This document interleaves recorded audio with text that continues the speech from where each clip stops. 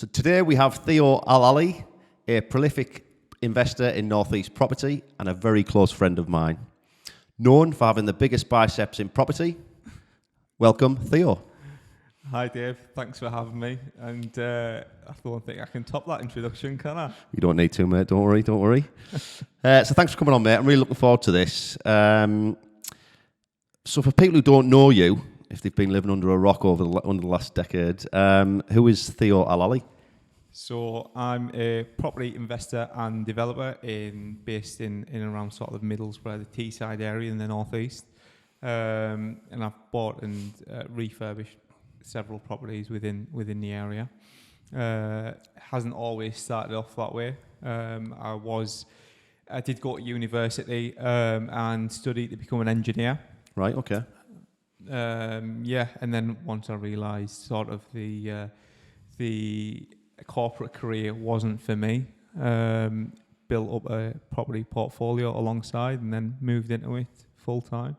Right. So you said you studied engineering. Did you actually work in engineering thereafter then? Yeah. So I was an engineering project manager for a manufacturing company. And I'd done that for about 5 or 6 years. So you didn't like the engineering from day one, or was it something that you grew to sort of dislike? No, I was quite enthusiastic sort of the first couple of years within engineering. I couldn't wait to sort of get stuck in and dive into the field of engineering. But after a few years, I just didn't enjoy the constraints that you have in a typical corporate career. Whether it's asking for holidays off, whether it's obviously asking work around flexible hours, and not having sort of much flexibility in what you do. So that's when I started looking for alternative ways to make money. So basically, you wanted to be your own boss. Exactly. Did you always know that? I always knew that. I mean, ever since I was a young kid, you ask kids these days, what do you want to be? They want to be an astronaut. They want to be a physician. They want to be whatever. I've always wanted to be a businessman. I didn't know what a businessman was. All I knew was no one tells a businessman what to do. They go around doing what the fuck they want. Yeah. So for property, though, what I understand wasn't your first business, was it? What was your first business? No, it wasn't. So I did. So I had a takeaway. So I had a pizzeria takeaway. I opened that up at the age of 17. Wow. So I purchased a rundown sort of fish and chip shop in a very rough part of Middlesbrough called Berwick Hills. And very nice place. If anyone from Berwick Hills listening, very nice place.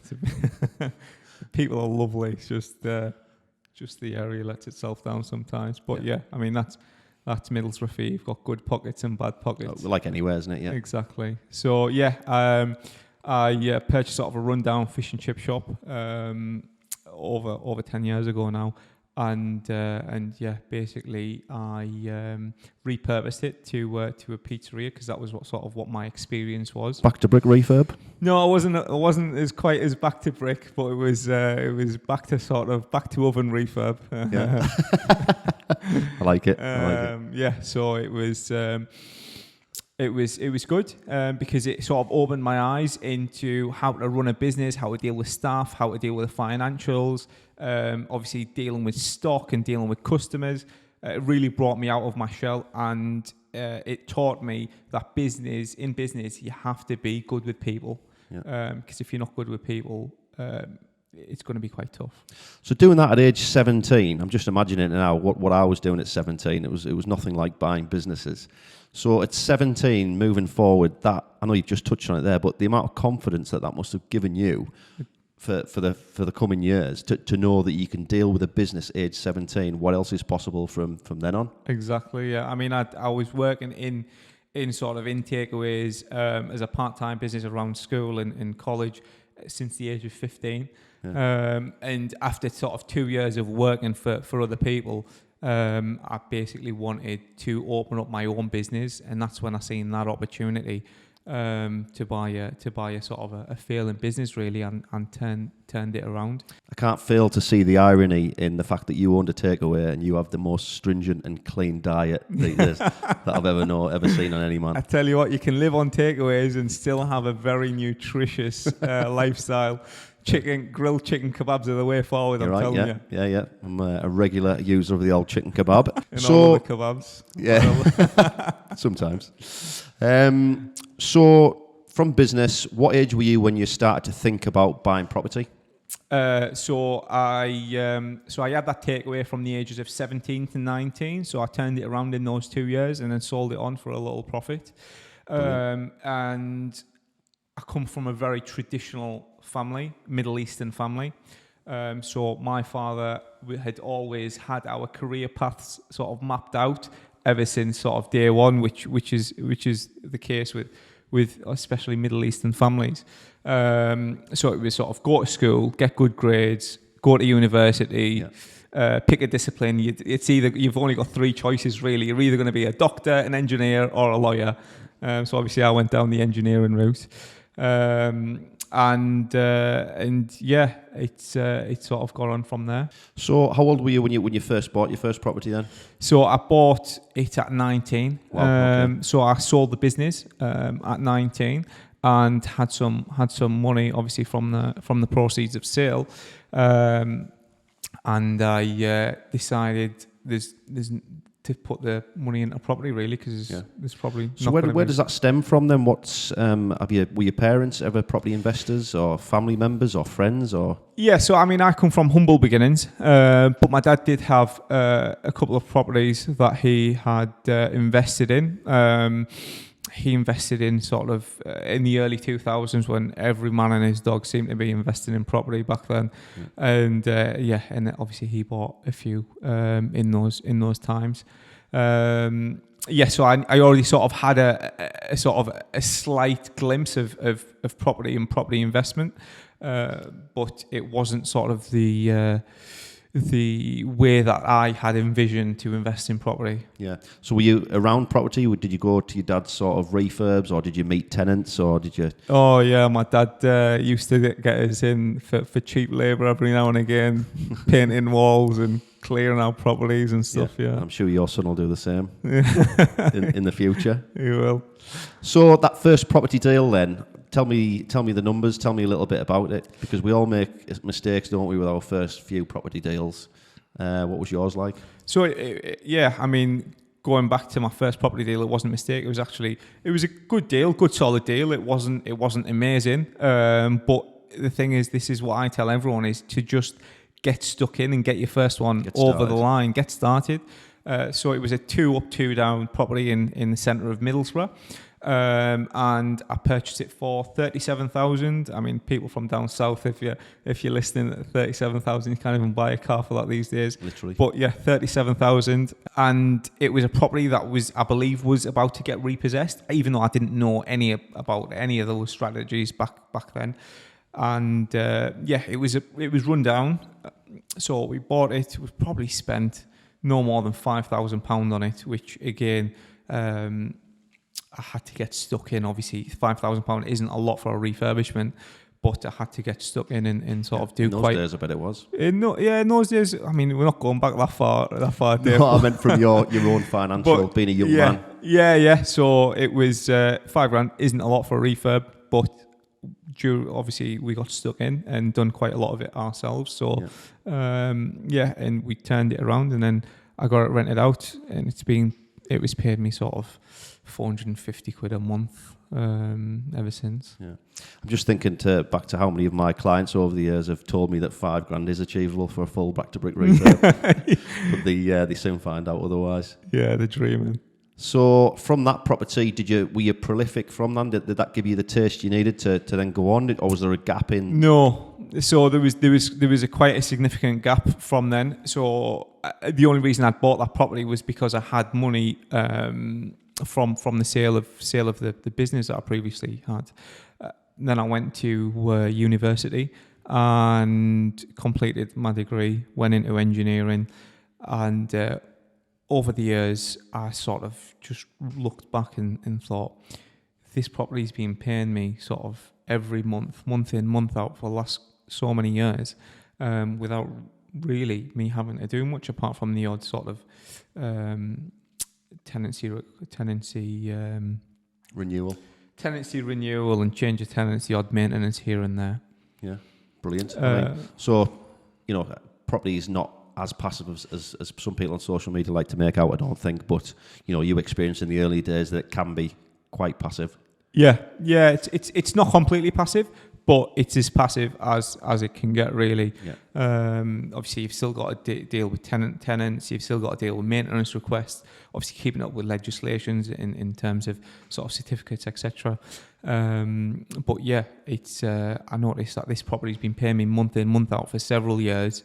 So I took about 4 or 5 year gap from when I first bought that property, and noticed this property's been paying me month in, month out for the last God knows how many years. Yeah. Decided that this is something that I want to scale up, because you're not exchanging your time for money.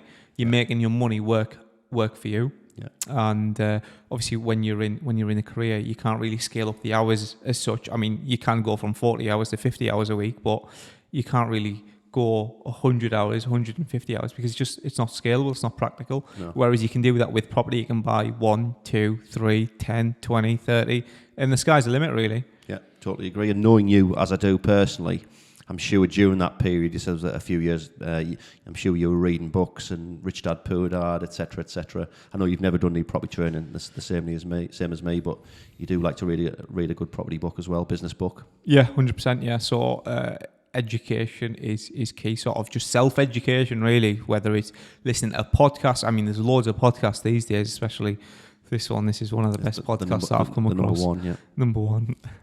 And you've got podcasts, you've got books, you've got YouTube videos. I mean, there's loads of forums online. The amount of content out there is amazing, really. Yeah, I think there's so much free content out there, and I'm the same as you. I've never done any property training, and you really don't need to. I think it takes longer doing it the way we did, but you're saving yourself tens of thousands in education costs personally.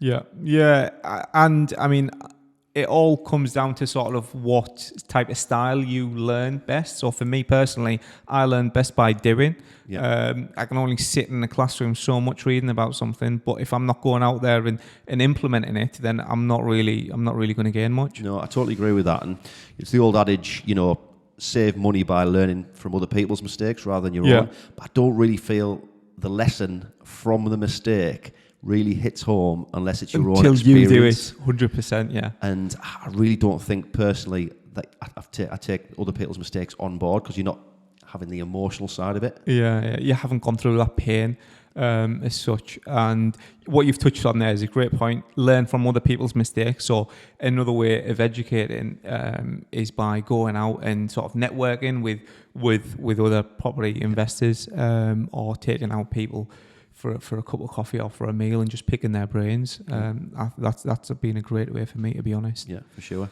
So we've gone from buy-to-lets, a little bit of a gap, some more buy-to-lets.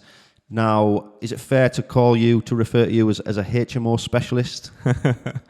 So yeah, I do have quite a few HMOs in and around sort of the Teesside area, specifically sort of around Teesside University. But yeah, I do HMOs. I do commercial property, as you know, buy-to-lets. So it's quite a sort of diverse portfolio. So why did you choose to go that way? I know a lot of people do sort of buy-to-let, service accommodation, stroke HMO. It's sort of a natural progression. What was the logic behind you going from buy-to-lets to HMOs? So a HMO for me is a scalable business. It's a lot more scalable than buy-to-let in terms of speed. So you can scale, by sort of buying one HMO and converting it into a 6-bedroom, for instance, that's going to give you the income of potentially 6 buy-to-lets.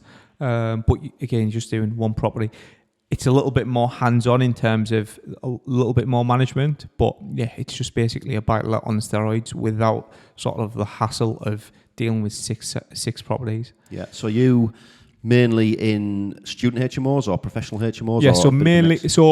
Mainly student HMOs, but I do have a few professional HMOs. I've also got some HMOs that are let to social housing as well. So right, okay. So there's a bit of a mix there. Oh, brilliant. Well, it's good to be diverse, and I think even though they are all HMOs, the different tenant demographics you've got can only stand you in good stead over time. Yeah, exactly. And when you're refurbishing a property, you need to know what your tenant demographic is, because then you obviously suit your refurbishment to suit that. Yeah. Do you see yourself buying more HMOs in the future?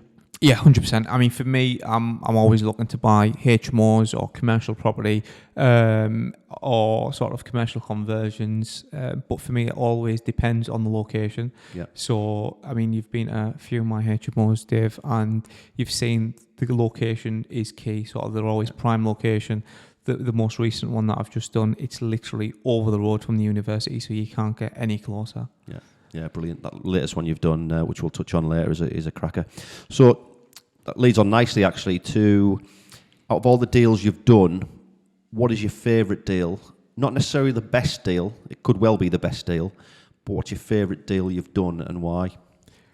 I would probably say the favourite deal that I've done is probably my latest one, the one that I've just finished. I thought you might say that. Yeah, just because it was challenging, but also quite rewarding, and the numbers are great on it as well. So tell us about that deal then. Yeah, so it's a property directly opposite Teesside University, and when I bought it, it was a vacant commercial property. So it had a commercial retail premises on the ground floor, and then it had like a really old dated HMO upstairs. It was only a 5-bedroom, very basic. It had 1 bathroom shared between 5 people, so it was really run down. The previous landlord that was selling it, he's obviously had it for a while and was retiring, so it was a really sort of rundown asset. So, but I seen the potential that this property has just by viewing it. And what I've ended up doing is using permitted development, converting the ground floor retail unit, splitting it into 2, keeping the retail at the front, but then converting the rear half to a self-contained apartment. So that's been great. No planning permission was required. It's quite a diverse setup then. So commercial at the front, standard residential at the rear, and then a HMO above. And then I've got so I've got a HMO above. So originally it was like I said, really run down 5-bedroom HMO with 1 shared bathroom.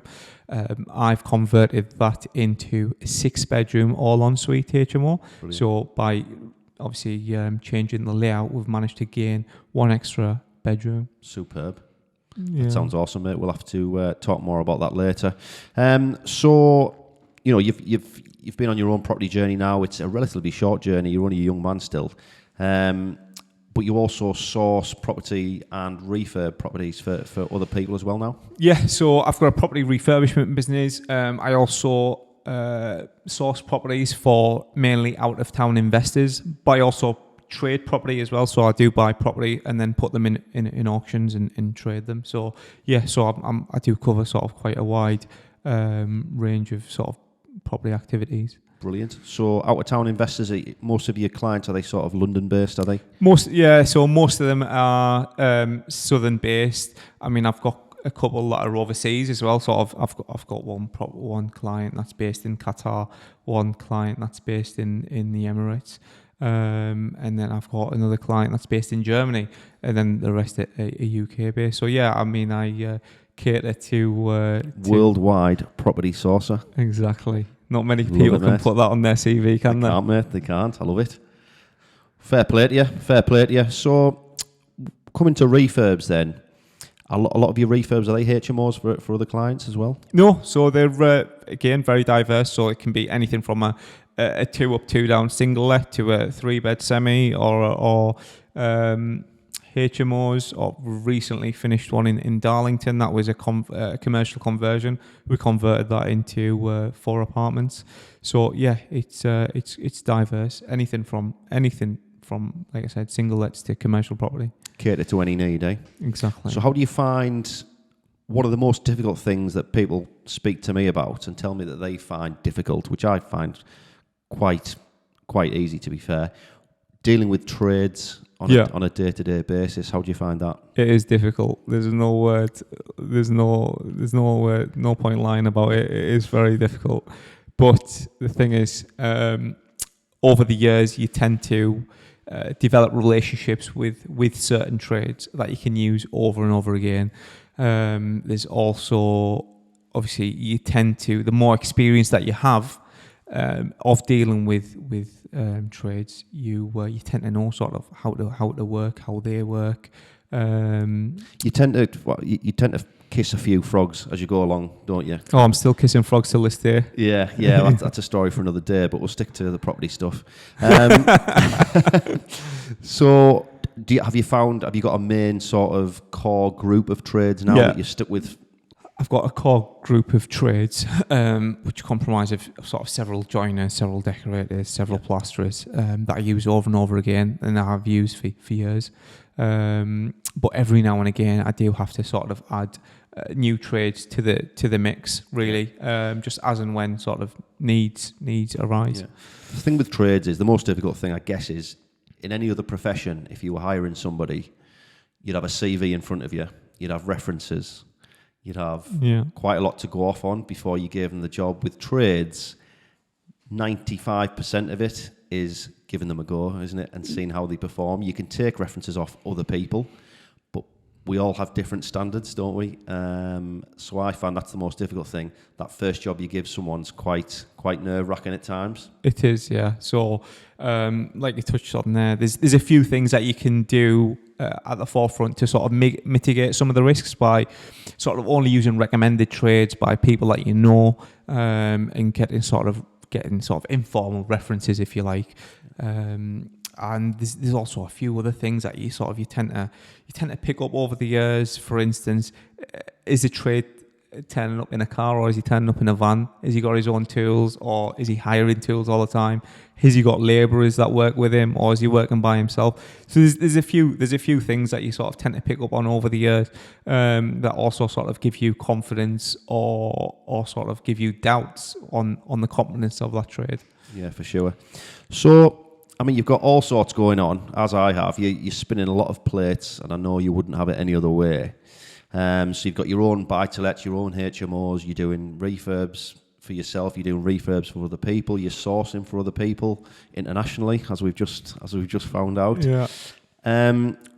Where is your main focus currently? So main focus, and it's always been the same focus really, is by sort of growing the largest property portfolio that I possibly can.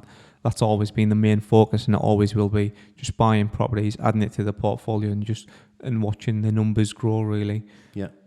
Yeah, I mean, it's definitely a long-term game, and I see a lot of people getting out of the property market currently, the investment market, who have only been in the market 2 to 3 years. Interest rates were low. We've had free money for 10 years, haven't we? Yeah. I mean, it's been an incredible time. When you look back, you almost can't believe it. But a lot of investors are leaving the market now because interest rates have risen. The deals don't stack up. And I just look at them and I think, what were you thinking? Like, what did you think was going to happen?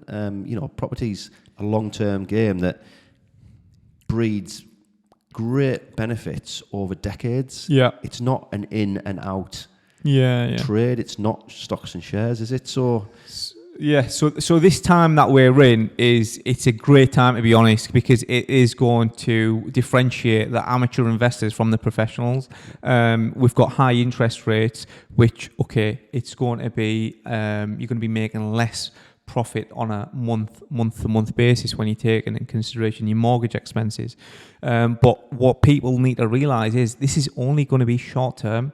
Interest rates aren't going to stay this high forever. No. They will come back down to, they might not come back down to what we've been used to sort of the last 10 years, but they will come back down to a more reasonable level, let's say. So for now, it's just trying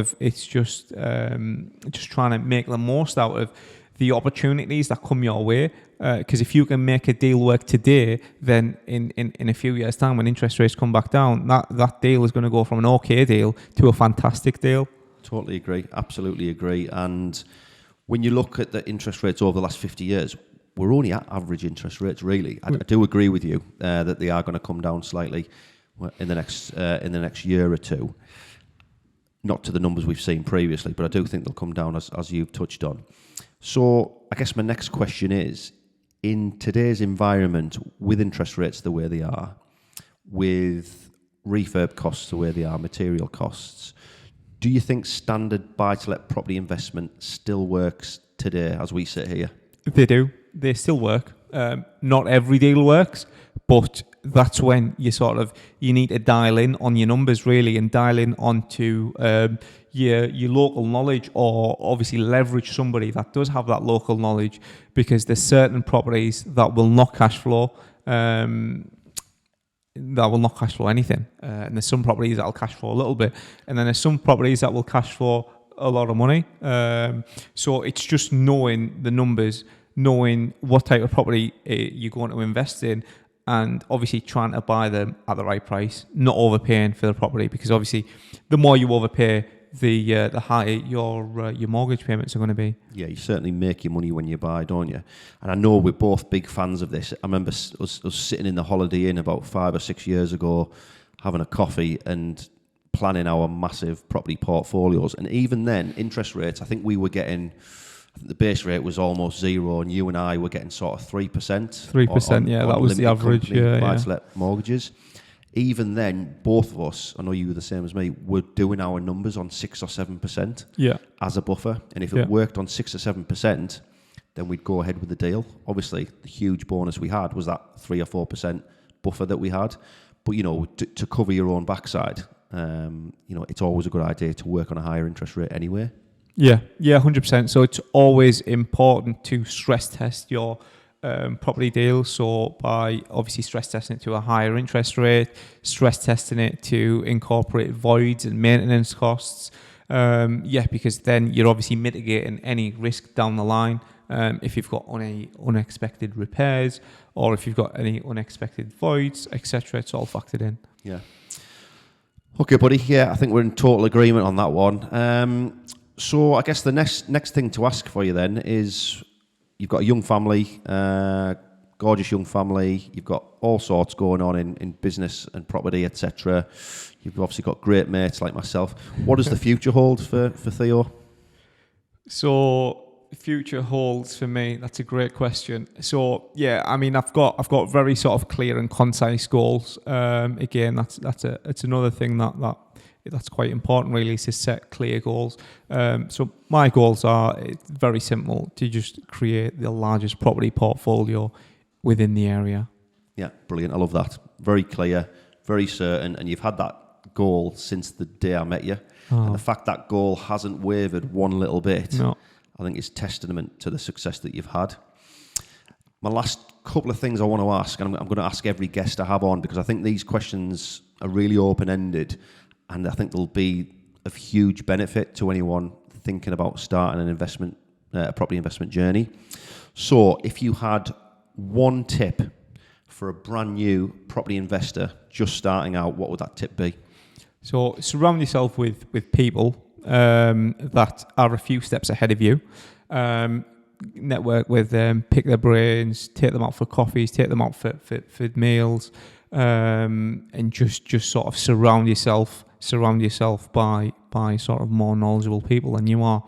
There's a great saying: surround yourself with 5 people. If you surround yourself with 5 people that are successful, you're going to be the 6th successful person. So surround yourself with people that are ahead of you. Educate yourself, read books, listen to podcasts, watch YouTube. There's so much content out there, free content as well, or you can obviously go down the paid sort of mentorship route. And then don't overanalyze. I can't stress this enough. If you see a great property deal that stacks up, just go for it. Just stop analysing it. Or you get into analysis paralysis. Before you know it, a year's gone by, 2 years have gone by, and you're still sat on your hands, haven't achieved anything. I say this all the time, mate, to new investors that I speak to, and it's right that they knew the numbers worked. They'd had all this education. They knew how to crunch the numbers. It was in front of them in black and white. The deal works. It was screaming at them to buy it. And then this little element of doubt in the back of your head says, what if it doesn't? What if this happens? What if it happens? You just got to go for it, haven't you? Yeah, 100%. Not all my property deals over the past decade and a half have been amazing deals on the day I've bought them. Yeah. Some of them have been average or just decent deals.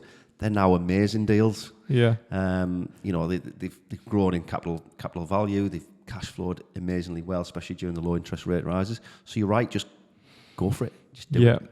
On the, like you said there, on the day of the deal, it might not be the best deal, but you look back at 10 years' time on the property deals that you have done back then, and they are amazing deals. Like, you can only wish that you could turn back time and go out and buy even more at that price, but that's not how it works, unfortunately. Yeah, I drove down a street very close to where we are the other day, and I turned down 2 or 3 deals in that street, and I was trying to buy them for I think 60,000 about 10 years ago, and they wouldn't drop below 65 or 66, so I just turned the deal down. I mean, those houses are now 110, 115,000 pounds. And I think, what an idiot. But you can get greedy, I guess. No, I mean, that's the thing. Hindsight is a wonderful thing, and we all sort of wish that we knew what we know now. Yeah. But I do remember when I was a youngster, so many people sort of 10, 15 years older than me saying, I wish I'd never sold this house. I wish I'd never... And they were only talking about their principal place of residence. They were only talking about their residential home. Yeah. But it really hit home with... I remember listening as a 6 or 7-year-old, listening to people saying, wish I'd never sold that house. And I remember sat there thinking, I wonder why they're saying that. And then I asked my dad, why are they saying that? Oh, it's because it's doubled in value. And even when I was... Before I was 10 years old, I used to sit there and think, what an idiot for selling that property. And I think that sort of stuck with me as I grew in and became old enough to buy my own properties. Yeah, 100%. Like I said, you can't turn back time. So the best time to buy property was 10, 20 years ago. The second best time to buy property is now. Exactly, mate. I live by that. I absolutely live by that. And next question is, if you could start all over again, what would you do differently? That's a tricky question, Dave. So, if going back to obviously how I started is I bought a property and then I waited 4 or 5 years, obviously, before I bought the second one. So if I could turn back the clock, I would have sort of bought the first one and just kept on buying ever since. Yeah. But yeah, obviously you don't know what you don't know. I wish I didn't not pull out of deals, but I wish I never decline deals over £2,000 or £3,000, £5,000, because like you said there, a lot of properties have doubled in value in the last 5 to 10 years. Yeah. So what's £5,000 in the grand scheme of things? Exactly. It's nothing. It is, and I think in the Northeast, capital growth is never the main focus, is it, for any investor? It's not. So I think back in the day, sort of 5, 10 years ago, that the period that you're referring to there, I don't think any of us really genuinely expected any capital growth. We thought those values were going to be around forever. Yeah. We knew interest rates were never going to stay as low, but capital values, I think we all fell into a trap of thinking, oh, well, 50, 60 grand's normal for the Northeast. Yeah. And now, like you say, some of them are more than doubled. It's incredible. Yeah. They've not just doubled, but obviously the rent has also increased significantly. Yeah. So, yeah, I mean, it's an all-round great investment to get into property. I mean, everything we've believed in property has sort of become true. And it's been quite an inconspicuous rise in rents and capital values for me. Like, I've always known property is a great investment, and people always said rents go up and capital values go up. And for sort of the first 10 years of my property investment journey, that didn't happen. Yeah. I was getting good rents. Yeah. And I was buying at good prices, but none of them were going up. No. And then all of a sudden, within 2 to 3 years, just shot up. So that goes back to sort of the property cycle and how they say property is cyclical. It's every 18 years, give or take. So you can have sort of a phase where property doesn't do anything for a few years, but then all of a sudden you've got that upwards trajectory of insane capital growth. And that's when sort of the majority of the amateur investors get involved through sort of that growth phase.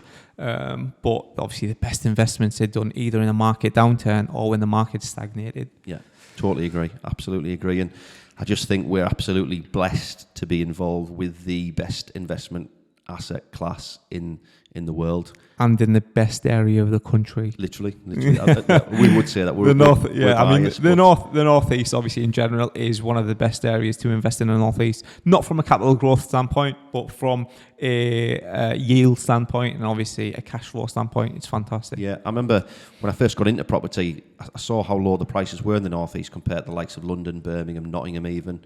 I had family down there and I used to think, oh God, I'm in the wrong area here. If only I lived in one of these higher value areas, I could make more money. then as I educated myself, I had a light bulb moment and thought, hang on a minute, I'm in the best area possible here. Yeah. I can buy in low. Rents yields were sort of 12 to 15% on a buy-to-let back in those days. And it was just like, yeah, keep this quiet, don't tell anyone. Yeah, but you haven't kept it quiet very well because every man and his dog from down south is up here now. Yeah, well, that's the only thing. It was always going to happen. I think the birth of the internet was always going to do that, wasn't it? But so right, I mean, Theo, it's been an absolute pleasure having you on. You know, I always love sitting and chatting to you about property. You're very inspiring, and you're one of those people that when I spend time with them, it just makes me want to do more and more and more. And I think that's the biggest compliment I can give you. And keep doing what you're doing, mate. It's a pleasure to see your journey and see how far you've come. Got one last question. Who is your favourite estate agency in the Northeast? Oh, hands down, Orange Sales and Lettings, David Lamb. If you're looking to sell a property or rent a property, get in touch with him. Super. He'll look after you. Super. I really appreciate you saying that, and I'm sure you'll say it on every other podcast as well. But if you need any refurbs, come to me. Refurb Northeast. You've got options with the refurbs. If anyone wants to get hold of you, get in touch with you, just see what you're doing, just follow your progress, what's the best place to do that? So I'm on all the social media platforms. Just type in my name, Theo Alali. I'm on Facebook, Instagram. I'm even on TikTok these days. So yeah, I've got two companies, Alali Property Group and Refurb Northeast. Yeah. Is there a preferable platform?